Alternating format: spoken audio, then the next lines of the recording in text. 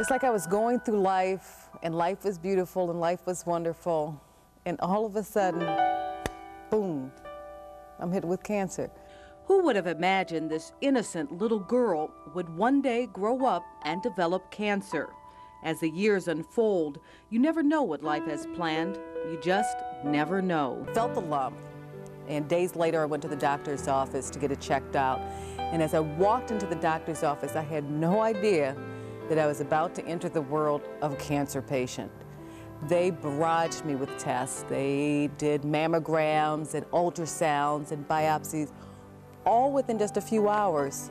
And I knew something was serious by all the tests that I had.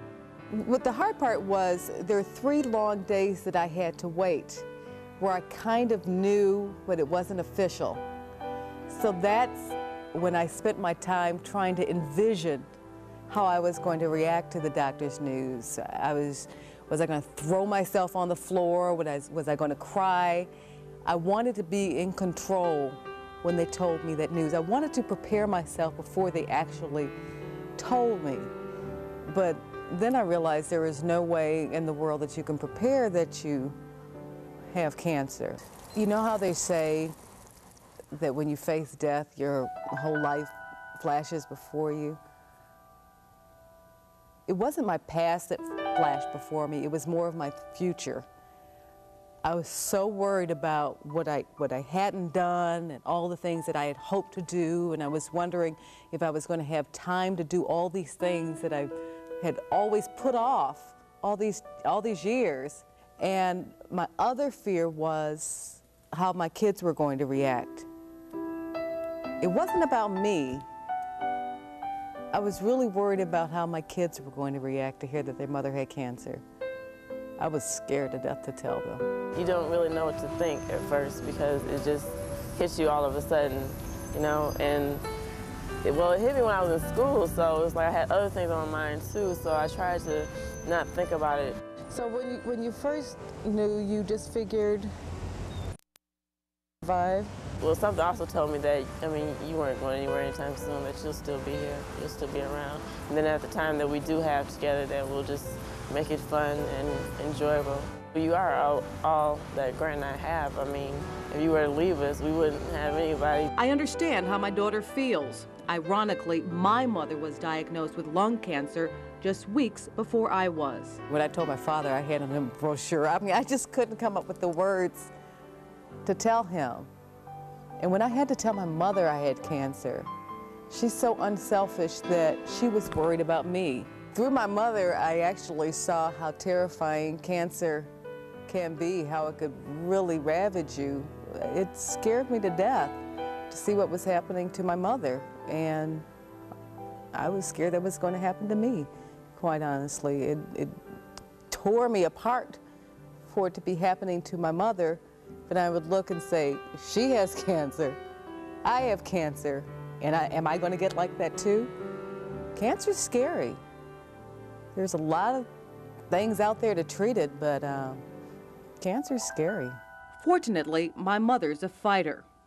It's strange, last Christmas, like many families, we celebrated and laughed without a clue as to what lay ahead. Little did we know that cancer was lurking around the corner. You never know what life has planned. You just never know.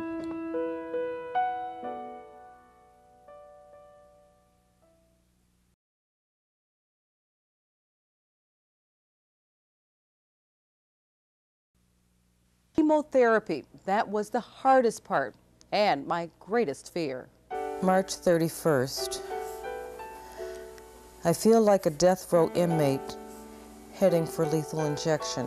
So we're going to go ahead and we're first going to give you you had your pre-med, so I'm going to give you the methotrexate. It's day 1 of chemo, and I'm scared, really scared. Count to 5. Is it going to hurt? How sick will I get?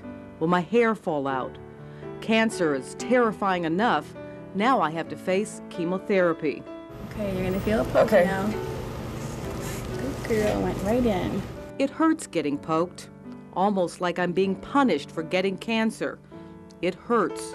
Even through the port in my chest the doctors had to insert, because the veins in my arm collapsed from all the poking. I'm earning my battle scars in the fight against cancer. You kind of go through life figuring that everything's going to be perfect, kind of a storybook life. And you never think that something like this is going to happen to you.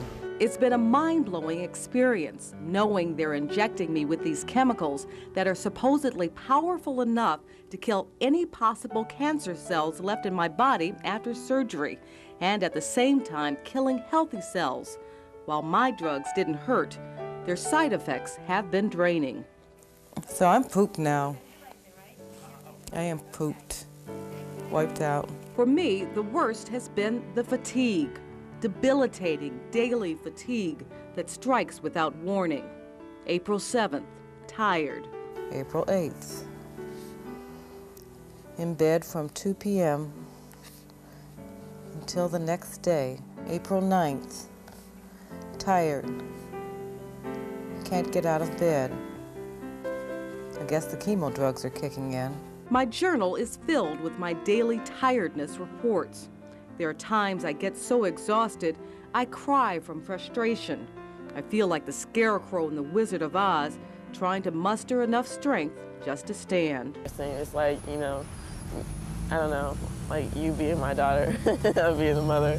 Like, okay, you know, I have to cook dinner for her, you know, clean the house or just make things okay, so it should be all right. And I just wasn't used to you being so tired and me having to do, you know, more for you because you used to just do it on your own, like, you know. It got hard. I mean, some nights I cried because it was just so tough, like, you know, having to do all that stuff for you and, like, not realizing, like, well, wow, she really can't, you know, do it. The tiredness is probably the thing that I've seen that, in terms of the physical, has overtaken you. You know, too tired to talk, too tired to think. But always the attitude was good. Always the belief that the outcome was going to be positive. So you really have done very well. You've had a lot of challenges through this. Family and friends have helped me endure the 6 long months of chemo. Twice a month for the first half of the month, I go to the hospital for my injections and take chemotherapy pills at home every day. Then 2 weeks rest for the body to recover, but it doesn't always. May 19th. Blood counts low. June 16th. Blood counts low. June 24th. Blood counts so low, no chemo today. I tried to stay indoors when my counts were low, almost paranoid because I'd be so susceptible to infections. When I tell people I've had chemotherapy, they don't believe me since I didn't lose my hair. I'm grateful for that. It's funny, I used to worry about bad hair days. But with cancer patients, what matters most is what's going on the inside, physically and emotionally. The victory is in the fight. September 1st.